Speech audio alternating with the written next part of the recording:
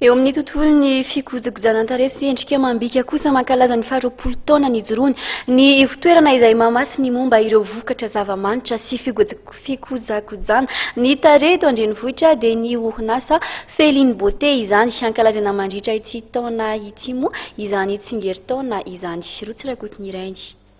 Feno 20 taona teo amin'ny fanomezana ny marika tsara indrindra amin'ny kojakojany hatsarana sy ny ranomanitra isan-karazany ny orinasa Feline Beauté eto an-drenivohitra.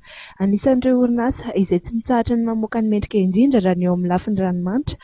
Izy ireo mahatratra 7,000 hatramin'ny 2 alina eo isan-taona ny ranomanitra lafin'ny Feline raha ho an'ny eto an-drenivohitra manokana.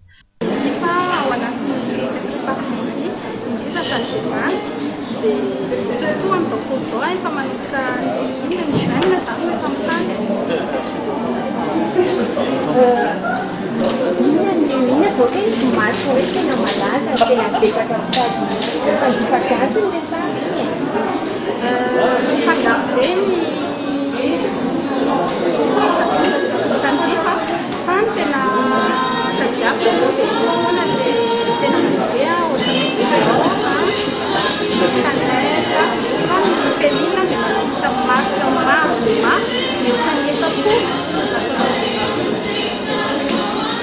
tsy miona mpanjifa vehivavy ihany anefa ny orinasa Feline fa efa manomboka misandrahaka amin'ireo lehilahy ihany koa ny vokatra izay atolony ho an'ny mpanjifa.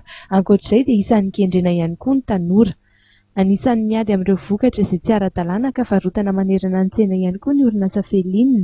Ho azy ireo dia efa manana hologramma izay efa mipetraka eo amin'ny vokatra izay atolony ho an'ny mpanjifa ny vokatra izay amidiny ka io no ahafantarana fa marika manara-dalàna ny jifain'ny mpanjifa.